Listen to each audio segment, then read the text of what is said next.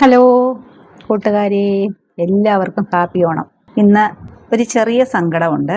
എന്താണെന്ന് വെച്ചാൽ നമ്മുടെ സോഷ്യൽ മീഡിയയിലൊക്കെ കണ്ടുകൊണ്ടിരുന്ന ഒരു അമ്മൂമ്മ മരിച്ചപ്പോൾ എനിക്കൊരു ഭയങ്കര സങ്കടം. ഞാൻ ആ അമ്മൂമ്മയുടെ വീഡിയോ എന്നും കാണുമായിരുന്നു. ആ അമ്മൂമ്മയ്ക്ക് എൻ്റെ പ്രണാമം. പിന്നെ സന്തോഷം, ഞാൻ കറക്റ്റ് 2 മാസമായപ്പോൾ എനിക്ക് 1000 സബ്സ്ക്രൈബേഴ്സ് കഴിഞ്ഞു. അത് എനിക്ക് വളരെ സന്തോഷമാണ്. അതിൻ്റെ ഒരു വീഡിയോ ഞാൻ ഇട്ടായിരുന്നല്ലോ. അപ്പോൾ അത് എൻ്റെ ഒരു ഭയങ്കര ആഗ്രഹമായിരുന്നു. ഞാൻ ഒരാഴ്ച ഒരു 700 സംതിങ് കഴിഞ്ഞപ്പോൾ ഞാൻ ഭഗവാനോട് ഇതുപോലെ രാവിലെ എണ്ണിച്ച് പ്രാർത്ഥിച്ചു, ഭഗവാനെ എനിക്ക് കറക്റ്റ് 2 മാസമാകുമ്പോൾ 1000 സബ്സ്ക്രൈബേഴ്സ് ആകണേന്ന്. അന്നങ്ങാണ്ട് 700 സംതിങ്ങേ ഉള്ളായിരുന്നു. അതെല്ലാം ലോകത്തിൻ്റെ നാനാഭാഗത്ത് ഇരിക്കുന്നവർ എനിക്ക് സബ്സ്ക്രൈബ് ചെയ്തിട്ടാണ്. അല്ല എൻ്റെ കഴിവോ എൻ്റെ മിടുക്കൊണ്ടോ ഒന്നുമല്ല, എൻ്റെ ഭഗവാന്റെ അനുഗ്രഹം, നിങ്ങൾ ഓരോരുത്തരുടെയും സ്നേഹമാണ് എനിക്ക് സബ്സ്ക്രൈബേഴ്സായിട്ട് കിട്ടിയിരിക്കുന്നത്. അതിന് ഒരുപാട് നന്ദിയുണ്ട്, ഒരുപാട് സന്തോഷം. പക്ഷേ ആ സന്തോഷം വന്നത് എന്താന്ന് വെച്ചാൽ, ഞാൻ ഭഗവാനോട് പറഞ്ഞു, ഭഗവാനെ എനിക്ക് കറക്റ്റ് 2 മാസം തികയുന്നതിൻ്റെ അന്ന് 1000 സബ്സ്ക്രൈബേഴ്സ് കാണുന്നു. അതെൻ്റെ കണ്ണൻ എനിക്ക് സാധിച്ചു.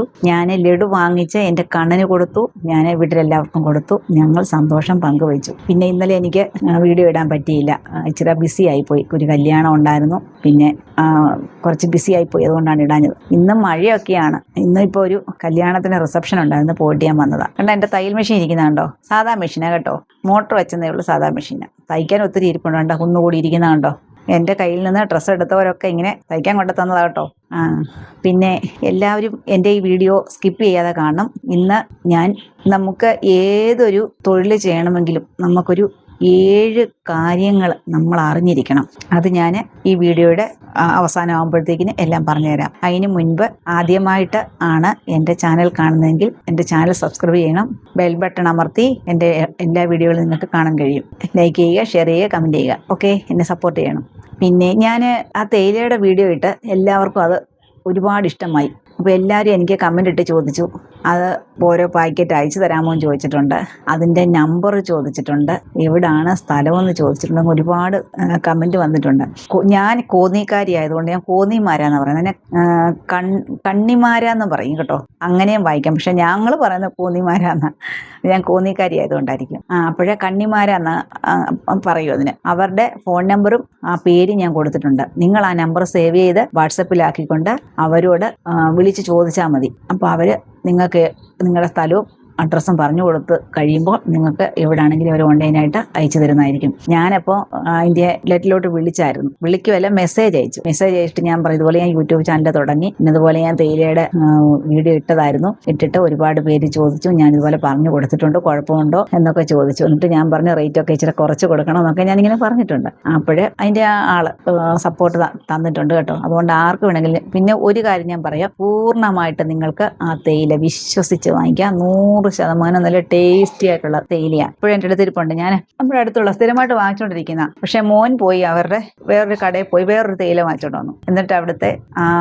ആളിൻ്റെ ഹസ്ബൻഡിന് ചായ അനത്തി കൊടുത്ത് 2-3 ദിവസം ചായ അനത്തി കൊടുത്തിട്ട് ആ പുള്ളി കുടിച്ചില്ല. അത് കഴിഞ്ഞ് ഇന്നലെ എൻ്റെ അടുത്ത് വന്നിട്ട് പറഞ്ഞു, സുജി ആ തേയില ഇരിപ്പുണ്ടെങ്കിൽ അതെങ്കിൽ തരാൻ പറഞ്ഞു. അങ്ങനെ കൊടുത്തു. ഇനി അങ്ങോട്ട് കുറച്ച് പാക്കറ്റൂടെ ഉള്ളൂ, ബാക്കി എല്ലാം തീർന്നു. ലൂസാണ് വാങ്ങിക്കുന്നതെങ്കിൽ ഇതുപോലെ ഓൺലൈൻ വഴി ഒരു മെഷീൻ വാങ്ങിക്കണം കേട്ടോ. വാങ്ങിച്ച് കവറും വാങ്ങിച്ച് നിങ്ങൾക്ക് കൊടുക്കാം. ലൂസ് തേയില ഞാൻ പറഞ്ഞല്ലോ, പെട്ടിമുടിയെന്നോ പട്ടുമുടിയെന്നും പറയും.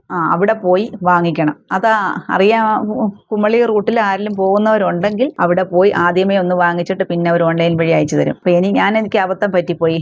ഇത് പോകുമോ ഇല്ലയോ എന്നൊന്നും എനിക്കറിയത്തില്ല, ആദ്യമായിട്ട് വാങ്ങിച്ചല്ലേ അവിടെ നിന്ന്. അപ്പോൾ എൻ്റെ അമ്മയുടെ ചേട്ടത്തിയുടെ വീട് കുമളിയിലാണ്. ഞങ്ങളപ്പോൾ ഒരു കല്യാണത്തിന് പോയ വഴിക്കാണ് ഞാൻ ഇതുപോലെ അമ്മയുടെ ചേട്ടത്തിയുടെ മോൻ പറഞ്ഞു, എൻ്റെ ആങ്ങളെ, അവൻ പറഞ്ഞു, എടി ഇന്നത്തുണ്ട് നല്ല തേയില, നീ അവിടെ നിന്ന് വാങ്ങിച്ചോണ്ടപ്പാൻ പറഞ്ഞു. ഞാൻ പറഞ്ഞു, എനിക്ക് ഇതുപോലെ സെയിലാണ്, അവിടെ അടുത്തുള്ളവരൊക്കെ ഇങ്ങനെ പറഞ്ഞപ്പോൾ ഞാൻ കൊണ്ടുതരാമെന്ന് പറഞ്ഞു. അങ്ങനെയാണ് ഞാൻ സ്റ്റാർട്ട് ചെയ്യുന്നത്. അങ്ങനെ ആ ലൂസ് തേയില അന്ന് ഞാൻ 10 കിലോ ആകെ എടുത്തോളൂ. എങ്ങനെ പോകുമോ ഇല്ലയോ എന്ന് അറിയത്തില്ലല്ലോ. അപ്പോൾ ഞാൻ അവരുടെ ആ നമ്പർ വാങ്ങിക്കാനും പറ്റിയില്ല, പിന്നെ എനിക്ക് അങ്ങോട്ട് പോകാനും കഴിഞ്ഞില്ല. അത് കഴിഞ്ഞിട്ട് അതിൻ്റെ അപ്പുറത്തുനിന്ന് ആദ്യമേ വാങ്ങിച്ചത്, ഇപ്പൊ ഈ കുന്നിമാര കാണിച്ചില്ലേ, അവിടെ നിന്നാണ് ഞാൻ ആദ്യമേ വാങ്ങിച്ച് അപ്പൊ അതും അവൻ എന്നോട് പറയടി നല്ല തേയിലയാ, നീ അത് വാങ്ങിച്ചോണ്ട് പോണെന്ന് പറഞ്ഞു. അതേ ഞാൻ അതേലും ഒരു 10 കിലോ എടുത്തു, ഇതേലും ഒരു 10 കിലോ വാങ്ങിച്ചോണ്ട് വന്ന്. അപ്പൊ ആദ്യമേ ഒക്കെ പിന്നെ നമുക്ക് ആൾക്കാർക്ക് അറിയത്തില്ലല്ലോ നല്ല തേയില എന്തോ എന്ന് പറയുമ്പോൾ ഒന്നും അറിയത്തില്ല. പിന്നെ നമ്മൾ കുറെ നാളൊക്കെ സെയിൽ ചെയ്ത് കഴിഞ്ഞ് അവർ ഉപയോഗിച്ച് നോക്കി കഴിഞ്ഞിട്ടാണ് പിന്നെ നമ്മുടെ ഇന്ന് വാങ്ങിക്കുന്നത്. ഇന്ന് പറഞ്ഞ പോലെ ഇത് ഇപ്പൊ ഞാൻ നിങ്ങൾക്ക് ധന്യമായിട്ട് പറയും, 100% നല്ല തേയിലയാണ്. ധൈര്യമായിട്ട് വാങ്ങിച്ചു. എന്നിട്ട് ആ നമ്പർ ഞാൻ ഇട്ടിട്ടുണ്ട്, നിങ്ങൾ നോക്കിയിട്ടത് വാങ്ങിച്ചാൽ മതി. ഓക്കെ, ബാ എൻ്റെ അമ്മയെ കാണിക്കാം. ബാ കാണാം, ആ സ്റ്റൂളായിരിക്കും, എന്നിട്ട് പൊക്കോ. ഇതാണ് എൻ്റെ അമ്മ. എൻ്റെ അമ്മ രുക്മിണിയമ്മയാണത്. അമ്മ ഇന്ന് റാന്നിന്ന് വന്നത്, ഓണം ആഘോഷിക്കാനായിട്ട് വന്നതാണ്. അമ്മേ, എൻ്റെ വീഡിയോ ഒക്കെ അമ്മ കാണാറുണ്ടോ? എങ്ങനെയുണ്ട് എൻ്റെ വീഡിയോ? എൻ്റെ അമ്മയ്ക്ക് ഈ വർഷം ഞാൻ സ്വന്തമായിട്ട് ഇതുപോലെ അധ്വാനിച്ച് ഡ്രസ്സ് വിൽപ്പന നടത്തിയായാലും, തേയില വിറ്റിട്ടാണെങ്കിലും, തുണി തയ്ച്ചിട്ടാണെങ്കിലും, അങ്ങനെ പല പല ചിട്ടി, അങ്ങനെ പല പല കാര്യങ്ങൾ നടത്തി എൻ്റെ അമ്മയ്ക്ക് എനിക്ക് ആദ്യമായിട്ട് എൻ്റെ അധ്വാനത്തിൽ നിന്നും ഒരു വീതം ഉണ്ടാക്കി അമ്മയ്ക്കൊരു സാരി, അമ്മയ്ക്ക് ആവശ്യമായ ഡ്രസ്സുകളെല്ലാം വാങ്ങിച്ചു കൊടുത്തു. ശരിയാന്നോ അമ്മേ? അതെനിക്ക് ഭയങ്കര ഒരു സന്തോഷമാണ്. അങ്ങനെ എന്നെ കൊണ്ട് ചെയ്യാൻ പറ്റുന്നതൊക്കെ ഇനി എനിക്ക് ചെയ്യാമെന്നുള്ള ഒരു ധൈര്യം ഉണ്ടായിട്ടുണ്ട്. നമുക്ക് ജീവിത വിജയം ഉണ്ടാകാനുള്ള ഒരു 6-7 കാര്യം പറയാം. അത് നിങ്ങൾ ശ്രദ്ധിച്ചിട്ട് ചെയ്യണം. അപ്പൊ തേയില വേണ്ടിയവർക്ക് ഞാൻ അതിന്റെ അഡ്രസ്സ് ഇട്ടിട്ടുണ്ട്. അഡ്രസ്സ് എന്ന് പറഞ്ഞ ഫോൺ നമ്പറും കമ്പനിയുടെ ഔട്ട്ലെറ്റിന്റെ പേരും ഇട്ടിട്ടുണ്ട്. അപ്പൊ നിങ്ങൾ ധൈര്യമായിട്ട് വിളിച്ച് ആർക്കാണ് വേണ്ടിയെന്ന് വെച്ചാൽ വാങ്ങിച്ച് ധൈര്യമായിട്ട് അടുത്തുള്ളവർക്കൊക്കെ ഒന്ന് കൊടുത്തു നോക്കുക. കൊടുത്തു കഴിയുമ്പോൾ അവര് തീർച്ചയായിട്ടും പിന്നെ നിങ്ങളുടെ കയ്യിൽ നിന്ന് വാങ്ങിക്കത്തുള്ളൂ. അത്രയ്ക്ക് ടേസ്റ്റിയായ തേയിലയാണത്. ഓക്കെ. പിന്നെ കുറെ പേര് എന്നോട് പറഞ്ഞിട്ടുണ്ട്, ഞാൻ വീഡിയോ ചെയ്യുമ്പോൾ എനിക്ക് ഒത്തിരി താമസം വരുന്നുണ്ട്, പെട്ടെന്ന് പറയത്തില്ലെന്ന്. ശരിയായിരിക്കും. ഞാൻ ആദ്യമായിട്ടൊക്കെ ഇല്ലേ ചാനലിന്റെ മുന്നിൽ വരുന്നത്. അപ്പൊ അതിൻ്റെതായ ഒരു പ്രശ്നങ്ങളൊക്കെ എനിക്കുണ്ട്. തന്നെയുമല്ല, ഞാൻ സ്ക്രിപ്റ്റ് തയ്യാറാക്കിയിട്ടൊന്നുമല്ല ഞാൻ വീഡിയോ ചെയ്യുന്നത്. എനിക്കപ്പോൾ വരുന്ന കണ്ടന്റ് എന്താണോ അത് മനസ്സിൽ വെച്ചുകൊണ്ടാണ് ഞാൻ പറയുന്നത്. അപ്പോൾ ശരിയാണ്, കുറെ പേർക്ക് അങ്ങനെ പറഞ്ഞിട്ടുണ്ട്, എനിക്ക് ഒത്തിരി താമസം വരുന്നുണ്ട്, വലിച്ചു നീട്ടി പോകുന്നുണ്ടെന്നൊക്കെ. നിങ്ങളങ്ങ് ക്ഷമിച്ച് കള. ഞാൻ ആദ്യമായിട്ടല്ലേ വീഡിയോ ചെയ്യുന്നത്.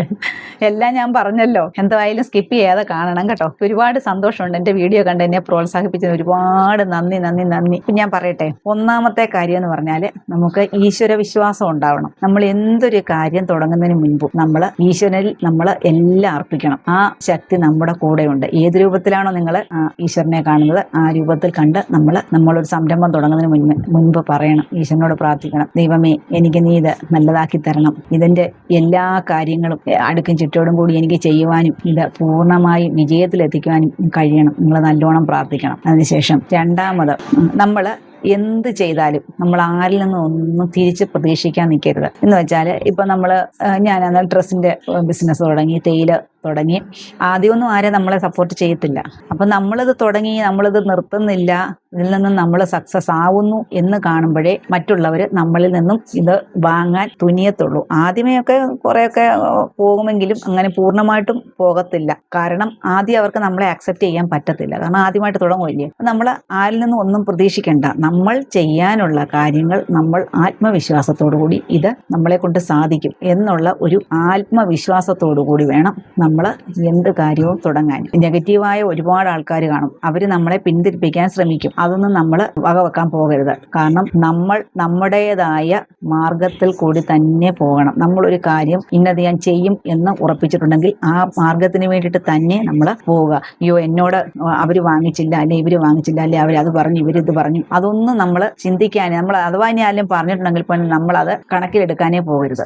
നമ്മളെ കൊണ്ട് ചെയ്യാൻ പറ്റുന്ന എന്താണോ സ്റ്റാർട്ട് ചെയ്യുക. നമ്മൾ എത്രയും നമ്മൾ അവരുമായിട്ട് സഹകരിച്ച് പോകാൻ നോക്കുക.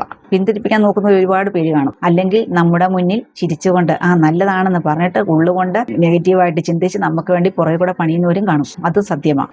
എൻ്റെ അനുഭവങ്ങളുണ്ട്, അതുകൊണ്ടാണ് ഞാൻ പറഞ്ഞത്. പുറമേ കാണുമ്പോൾ അവർ നമുക്ക് സപ്പോർട്ടാണെന്ന് തോന്നും. പക്ഷെങ്കിൽ ബാക്കി കൂടെ അവർ നമുക്ക് വിട്ട് പണി തന്നുകൊണ്ടേ ഇരിക്കുകയാണ്. അത് സാരമില്ല. അത് അവരുടെ എന്തോ ഒരു പഴഞ്ചൊല്ലുണ്ട്, ജാതിയാലുള്ള ഗുണം പൂത്താ മാറത്തില്ലെന്ന് പറഞ്ഞു, എന്തോ ഒരു പഴഞ്ചൊല്ലുണ്ട് എന്ന് പറഞ്ഞ പോലെ. അത് നമ്മൾ കണക്കിലെടുക്കണ്ട, അവരെന്തും കാണിച്ചോട്ടെ. പിന്നെ നമ്മളായിട്ട് തന്നെ നിൽക്കണം. ഇപ്പൊ തന്നെ ഞാൻ ഈ വീഡിയോ ചെയ്യുന്നു, ഞാൻ ക്യാമറയുടെ മുന്നിൽ ഒരാൾ, അല്ലാതെ ക്യാമറയുടെ മുന്നിൽ നിന്ന് മാറി അല്ലാതെ മറ്റൊരാൾ, അങ്ങനെ ആകാൻ പാടില്ല. നമ്മൾ റിയൽ ലൈഫിൽ എങ്ങനെയാണോ അതുപോലെ തന്നെ ആയിരിക്കണം എന്നും എപ്പോഴും.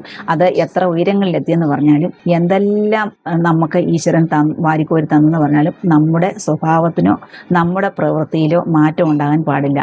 എപ്പോഴും നമ്മളായിട്ട് തന്നെ നിൽക്കണം. മനസ്സിലായോ? അടുത്തത്, അഹങ്കാരം ഉണ്ടാകാൻ പാടില്ല. ഈഗോ കളയണം. നമ്മളെല്ലാവരും ഒരുപോലെ കാണാം. നമ്മൾ എന്തിനാ ഈ അഹങ്കാരം മനസ്സിൽ വെച്ചുകൊണ്ടിരിക്കുന്നത്?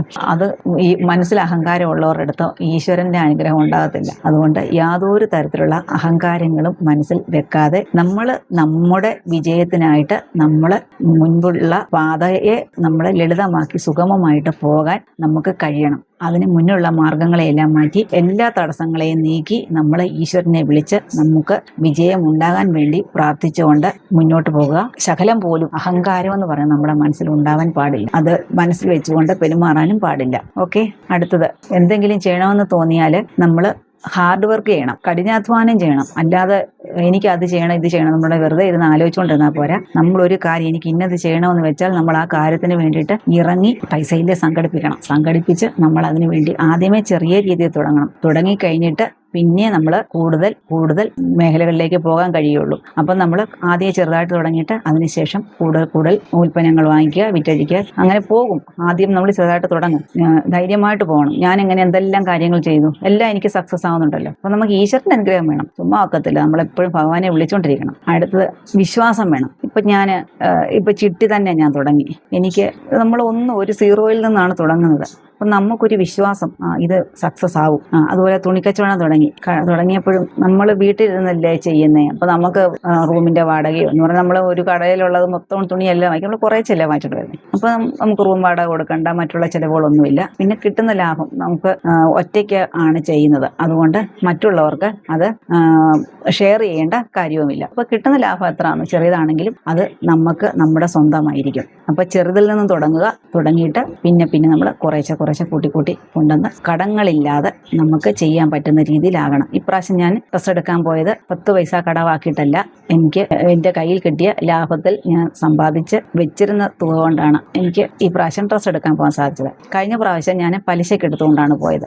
സ്റ്റാർട്ട് ചെയ്ത് അങ്ങനെയാണ്. നമുക്ക് വേറെ വരുമാനമില്ല. നമ്മൾ ഇവിടെ ഹസ്ബൻഡിനെയോ അല്ലെങ്കിൽ വീട്ടിൽ മക്കളെ ആരെയും ആശ്രയിച്ചിട്ടല്ല ഞാൻ ഓരോന്ന് ചെയ്യുന്നത്. അപ്പോൾ എനിക്ക് കിട്ടുന്ന ലാഭം അല്ലെങ്കിൽ കിട്ടുന്ന വരുമാനം അതെൻ്റെ സ്വന്തമാണ്. അതെനിക്ക് എൻ്റെ ഇഷ്ടത്തിനനുസരിച്ച് ചെയ്യാം. ഇപ്പം ഞാൻ പറഞ്ഞില്ലേ, എനിക്ക് ഏറ്റവും വലിയൊരു സന്തോഷമാണ് എൻ്റെ അമ്മയ്ക്ക് എൻ്റെ കയ്യിൽ നിന്ന് സ്വന്തമായിട്ട് ഡ്രസ്സ് എടുത്ത് അമ്മയ്ക്ക് സ്വന്തമായിട്ട് റീചാർജ് ചെയ്ത് കൊടുക്കുക. അങ്ങനെ ഒത്തിരി കാര്യങ്ങൾ ചെയ്യാൻ എനിക്ക് സാധിക്കുന്നുണ്ട്. ആർക്കെങ്കിലും 10 രൂപ കൊടുക്കണമെങ്കിലൊക്കെ സാധിക്കുന്നുണ്ട്. അപ്പം നമ്മൾ ഇതുപോലെ ഒരു കാര്യത്തിൽ തന്നെ ശ്രദ്ധ കേന്ദ്രീകരിക്കാതെ പല കാര്യങ്ങളിൽ ശ്രദ്ധ കേന്ദ്രീകരിച്ച് പല കാര്യങ്ങൾ ചെയ്ത് അപ്പോൾ ഒന്നഥവാ ഡൗൺ ആയി പോയാൽ മറ്റേ നമുക്ക് വിജയിക്കാൻ കഴിയും. എല്ലാത്തിനും ഒരു വിശ്വാസം വേണം. എനിക്കിത് ചെയ്യാൻ പറ്റും, എന്നെ കൊണ്ട് ഇത് ചെയ്യാൻ പറ്റും, ഞാൻ നേടും. അങ്ങനെ ഒരു ഈശ്വര വിശ്വാസം കൂടി വേണം. അടുത്തത് സത്യസന്ധമായിരിക്കണം. നമ്മൾ ചെയ്യുന്ന ഓരോ കാര്യങ്ങളും സത്യസന്ധമായിട്ട് തന്നെ ചെയ്യണം. അപ്പം ഇത്രയുമാണ്. ഈ വീഡിയോ ഒത്തിരി വലിച്ചു നീട്ടി കൊണ്ടുപോകുമെന്ന് എനിക്ക് തോന്നുന്നു.